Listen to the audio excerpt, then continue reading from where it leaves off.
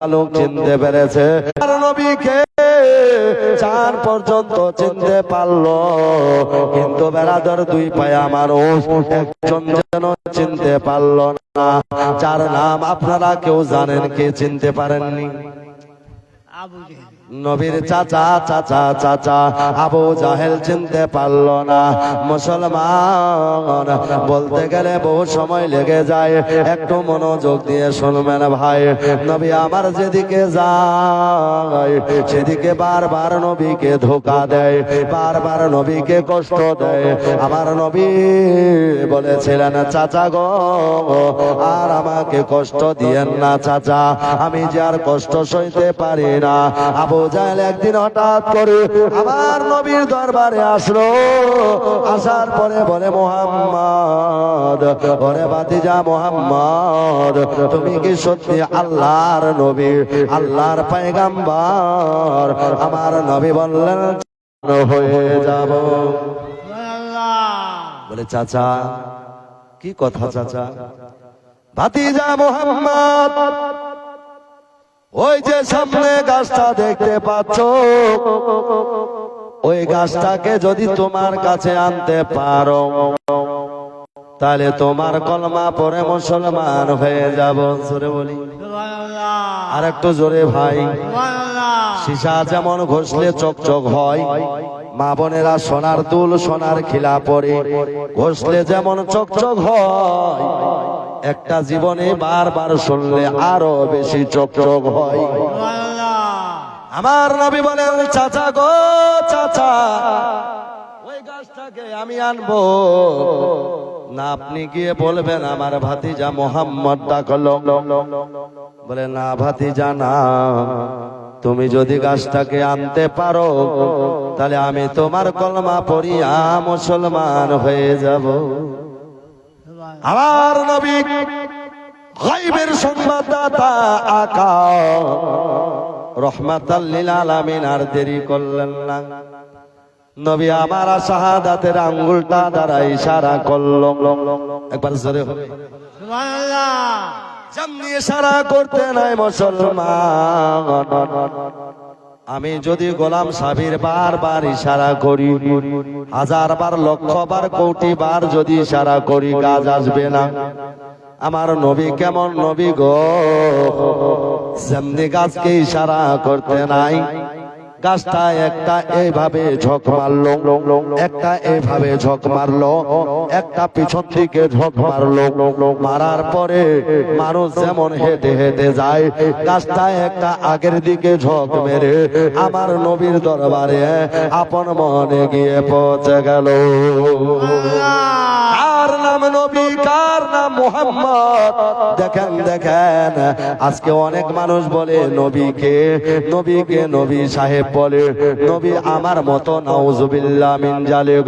আমার নবীর কাছে গাছ এসে যেন আপন মনে ঝুঁকে গেল। আবু জাহেলকে বলতে লাগলো, ও চাচা, আপনি না বলেছেন আমি কলমা পড়ে মুসলমান হয়ে যাব? চাচা গো চাচা, আপনি আর দেরি করিয়েন না, তাড়াতাড়ি কলমা পড়ুন চাচা। বলে, ভাতিজা মুহাম্মদ, মনে মনে আবু জাহেল বলে, কোন কাঠমিস্ত্রি যদি একবার গাছ কাটে কোনদিন জন করতে পারে না, এই মুহাম্মদ কেমন করে জন করতে পারে?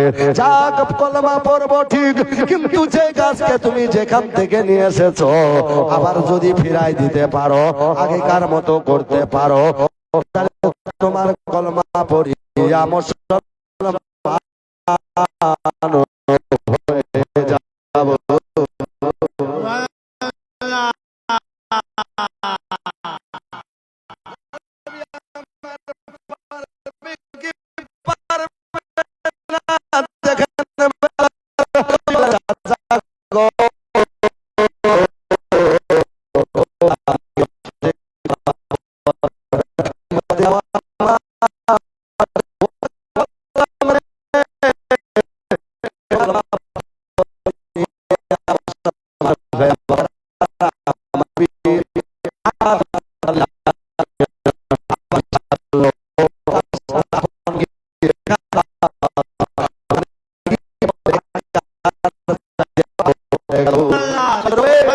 মানে নবী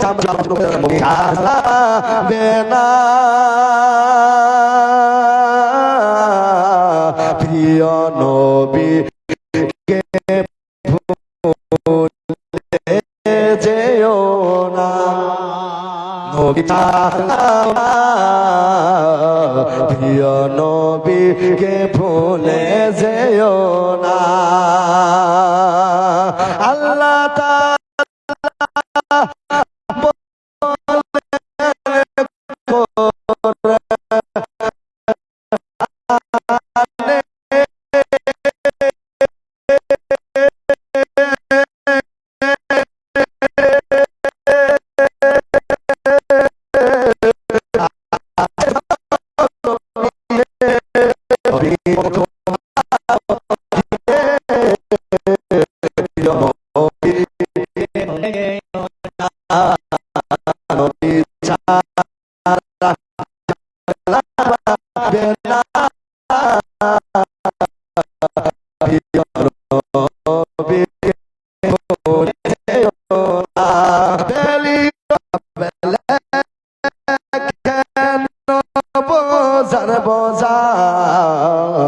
পরে কিতাব সারা দুনিয়া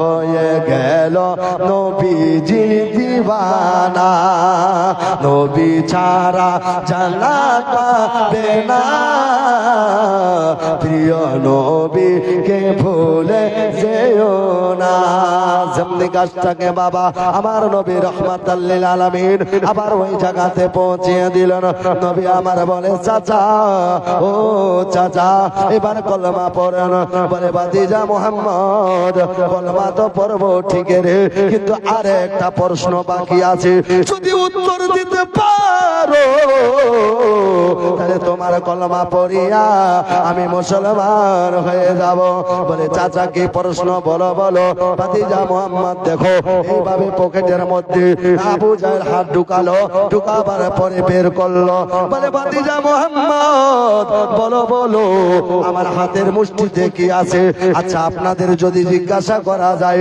বলুন তো হাতের মুষ্টিতে কি আছে কেউ কি বলতে পারবে কিন্তু আমার নবীকে জিজ্ঞাসা করে ও ভাতিজা মুহাম্মদ তুমি যদি বলে দাও তাহলে তোমার কলমা পড়িয়া আমি মুসলমান হয়ে যাব চাচা গো আমি বলবো না যে তোমার হাতে আছে সে বলবে তোমার হাতে কে আছে সে নিজে বলবে আবু জাহেল বলল না না ভাতিজা মুহাম্মদ তুমি নিজে বলো আমার হাতের মুষ্টিতে কি আছে আমার নবী বললেন চাচা গো চাচা আপনার হাতের মুষ্টিতে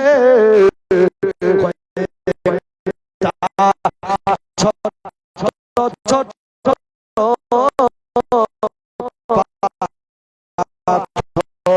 আছে জোরে বলি খুললেন জানতে খুলতে নাই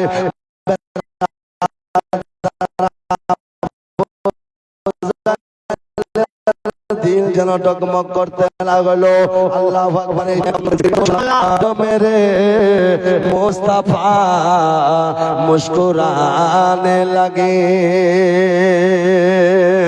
जब मेरे मुस्ताफा मुस्कुराने लगे कि जब मेरे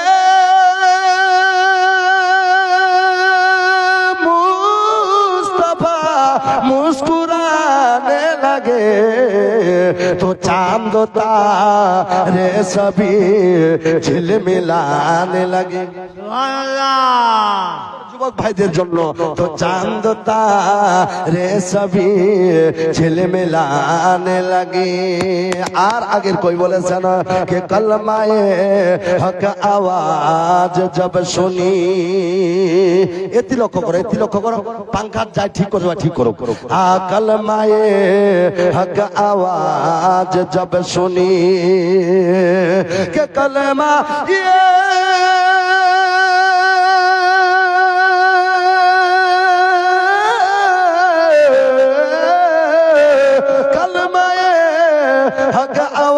आवाज जब सुनी तो पत्थरों की कदम डगमगाने लगी। আরেকটু জোরে বুঝা পাননি মনে হয় বেরাদার। কলমার আওয়াজ যেমনি আবু জাহেল শুনলেন, ওই পাথর যেন কলমা পড়তে লাগলো। আশহাদু আল্লা ইলাহা ইল্লাল্লাহু ওয়া আশহাদু আন্না মুহাম্মাদান আবদুহু ওয়া রাসূলুহু। কলমা পড়ে নিল পাথর, কিন্তু আবু জাহেলকে বলে চাচা গো, ও চাচা গো, এবারে কলমা পড়ে না। আবু জাহেল বলে ভাতিজা মুহাম্মদ, এই ভাই বসো, ভাতিজা পৃথিবীতে এত জাদুঘর দেখলাম রে, কিন্তু তোর মতো জাদুঘর দেখলাম না। বলেন নাউজুবিল্লাহ। আমার নবীকে জাদুঘর মনে করেছিলেন। বলে চাচা এভাবে আর কষ্ট দিয়েন না চাচা, প্রয়োজন হলে কলমা পড়ুন, নইলে ছাড়ুন। মুসলমান বিশাল লম্বা জীবনী বলতে গেলে 3 রাতও শেষ হবে না। তবে শটের মধ্যে শোনাই, আবু জাহেল বারবার প্রশ্ন করে। প্রশ্ন করতে করতে আপনার 13টা প্রশ্ন করেছিল। কয়টা ভাই? 13টা। কয়টা? 13 খানা প্রশ্ন করেছিলেন। কিন্তু আবু জাহেল প্রশ্ন করে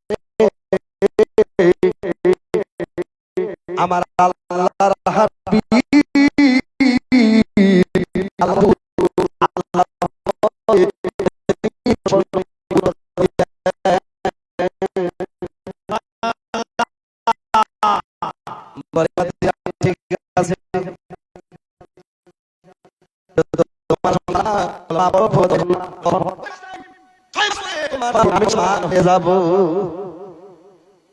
এবারে 6 মাসের টাইম নিলেন। এ মা একদম বলবেন নি, খুচুর মুচু করেন না মা, একদম চুপ করো। ছুটকি বাড়ি জেলে ভাইছেন ইটে ভাজেন না, কারণ এমরা যদি একলে রইবে তাও বলবে এমার উপাচ্ছে না। আর কথা জালসা ছিল, আর মই রাতের 12টা প্রায় 12:30 সময় বাড়ি যাচ্ছু, একটা বুড়ি চুলা ঘরটা একলা বলছে। তুমি কানার বাদ দেখা, তুমি কি বলছে কেন একলা বলছে, কার সাথে হয়তো গল্প সল্প করছে, দেখা যায় সিনজালার সঙ্গে গল্প করছে। সিনজালার সঙ্গে তো মরণের থেকে তুলা, তেমরা যদি একলা রহে তাও বলবি। এবার উপাস আসতে 10 জন এখানে জড়ো হয়েছে, সুযোগ পাই না, একটু চুপ করে মানাতে কই ফুসুর ফাসার চুগল খরি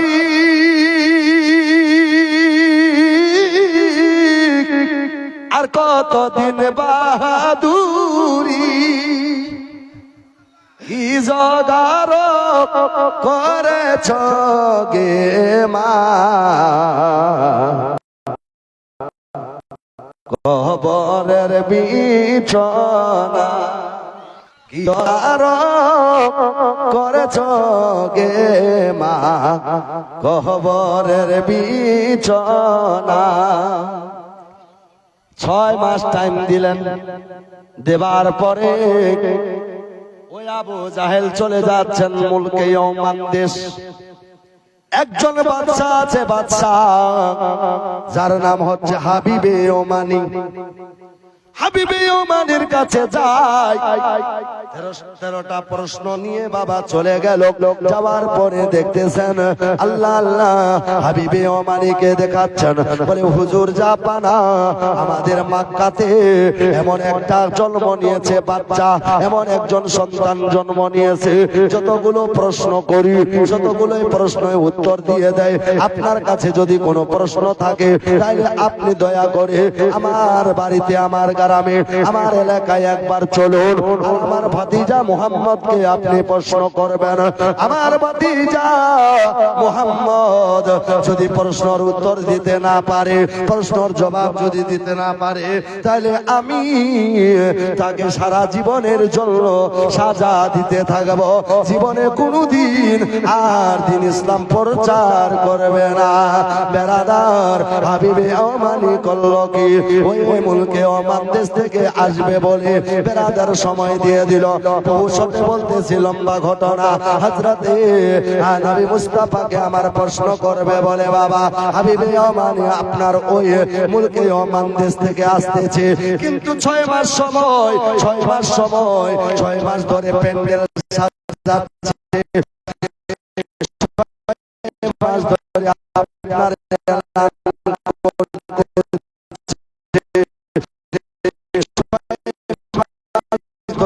খাওয়া দাওয়া যদি খাওয়া দাওয়া করেন যদি পেট জমি যাবে যাবে হাবিবে ওমানি আসবে বলে 6 মাস ধরে প্যান্ডেল আরম্ভ হয়ে গেল। 6 মাস ধরে খাবার ব্যবস্থা। এবারে সোনাহারের বাড়িতে গেছে, পাইনার বাড়িতে গেছে, যাওয়ার পরে একখানা রূপার চেয়ার বানাতে দিয়েছে আর একখানা সোনার চেয়ার। এবারে বাবা সোনার চেয়ার নিয়ে আসলো, তারপরে রূপার চেয়ার নিয়ে আসলো, আনার পরে একটা সোনার চেয়ার স্টেজে রেখে দিল, রূপার চেয়ার স্টেজে রেখে দিল। বেরাদার হাবিবে ওমানির সময় হয়ে গেল 6 মাস। মানুষ যেন পুরা প্যান্ডেলে ভরে গেছে, কোন জায়গা খালি নাই, পুরা প্যান্ডেল ভরে গেছে, কোন জায়গায় একটুকু বসার নাই। বেরাদার লক্ষ লক্ষ মানুষের সমাগম। ও আব্বা জানেরা, দেখুন দেখুন দেখুন দেখুন আমার নবীর শান এবং মর্যাদা আমার আল্লাহ কতটা বাড়িয়ে রেখেছেন, জীবনে কোনোদিন কোনো মানুষ ঘাটাতে পারে না, পারবে না। আল্লাহর হাবিব রহমাতুল লিল আলামিনকে 6 মাস পরে দাওয়াত করেছেন, কিন্তু মানুষের সমাগম, মানুষের ভিড়। এবারে সোনার চেয়ার রূপার চেয়ার হাবিবে ওমানি চলে আসলো ঠিক 12টার সময়। এসে যেন সোনার চেয়ারে বসলো, যেমন এটা একটা খুঁটার চেয়ার, এটা একটা প্লাস্টিক চেয়ার। এখানে ইমাম সাহেব বসেছিল, এখানে আমি চেয়ারে বসেছি। বেরাদার সেরকম হাবিবে ওমানি সোনার চেয়ারে বসলো আর আবু জাহেল রূপার চেয়ারে বসলো। কিন্তু হাবিবে ওমানি বলে, ওরে আবু জাহেল, তোর ভাতিজা মুহাম্মদ তো আসবে, আমরা সোনার চেয়ার পেয়েছি, রূপার চেয়ার তুমি পেয়েছ, কিন্তু তোমার ভাতিজা মুহাম্মদের বসার ব্যবস্থা কোথায় বলো বলো। আবু জাহেল বলেছিল, ও বাদশা জাহাপানা, আমার ভাতিজাকে প্রশ্ন করার জন্য ডেকেছি, তার জন্য বসার কোনো ব্যবস্থা নাই। যখন তিনি আসবে তাকে আমরা মাটিতে বসতে দিব আর আমরা প্রশ্ন করব, যদি উত্তর দিতে না পারে জীবনের মতো তাকে সাজা দিতে থাকব। বেরাদার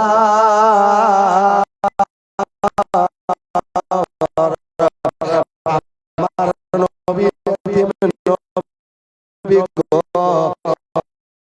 বাভারা নবী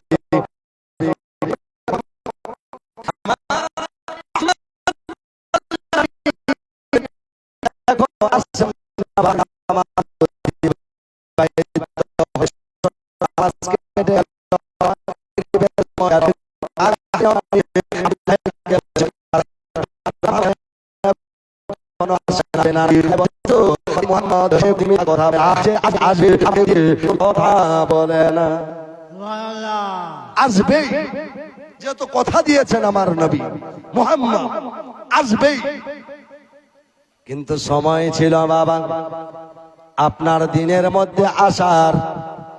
আসরের নামাজ চলে গেল, মাগরিব কেটে গেল, সূর্যটা পশ্চিম দিকে ডুবে গেল।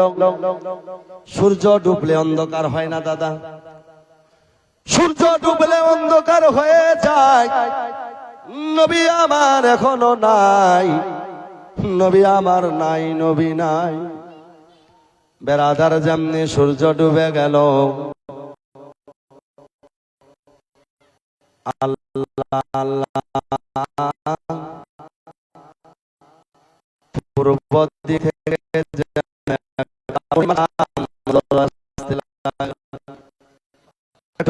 বলি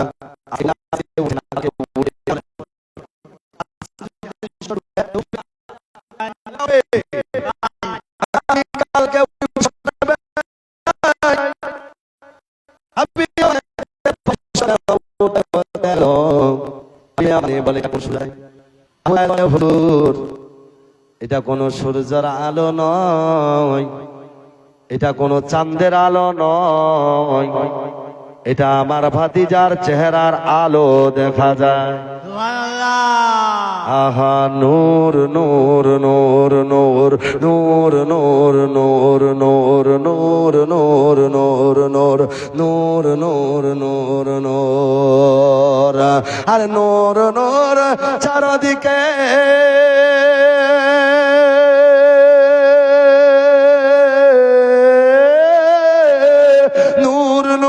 চারদিকে লক্ষ হাজার ফেরেশতা আগে পিছে হায় হায় আগে পিছে গাইতেছে মওলা সাল্লে আলা হয় রহমত ওয়ালা রে।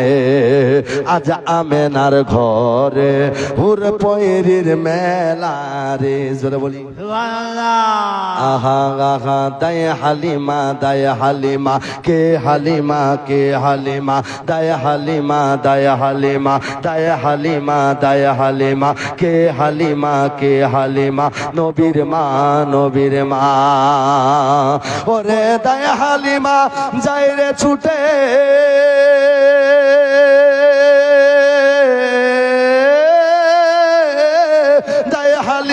যাইরে ছুটে তাদের শহীদ সালাম করে ঝুঁকে ঝুঁকে হায় হায় ঝুঁকে ঝুঁকে ঝুঁকে ঝুঁকে হায় হায় ঝুঁকে ঝুঁকে যার পাগ জবানে খোদার কালাম পাগ জবানে খোদার কালাম হাতে কৌসারের পিয়ালা রে। আজ আমেনার ঘরে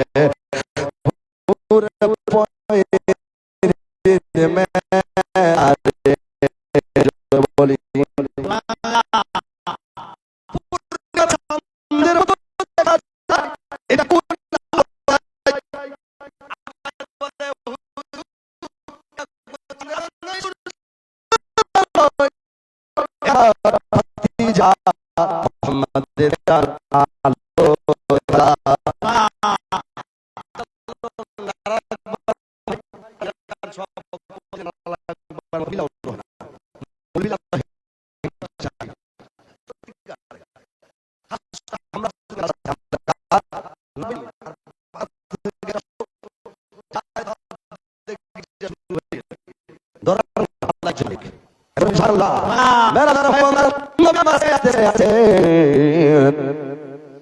এখনো প্যান্ডেলে ঢুকেনি।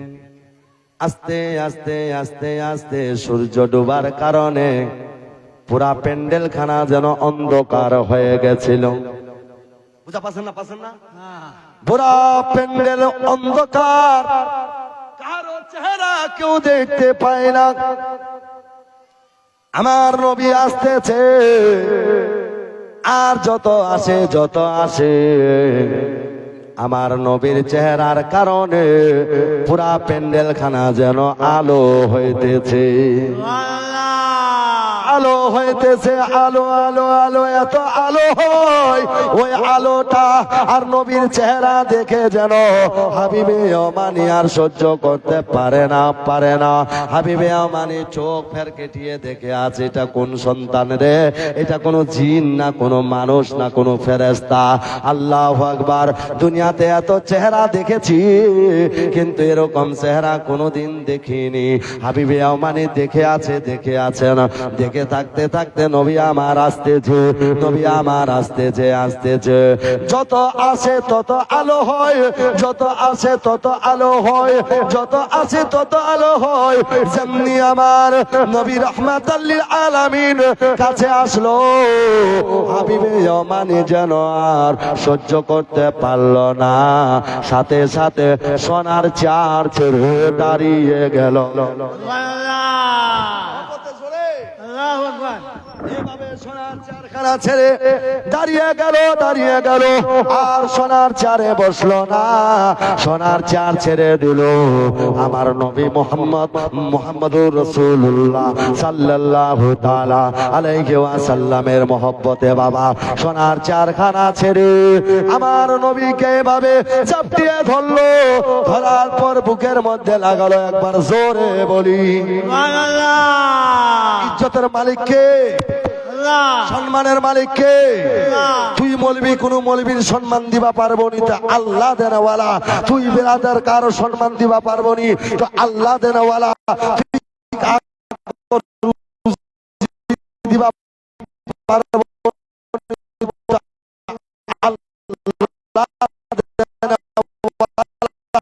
তুই চল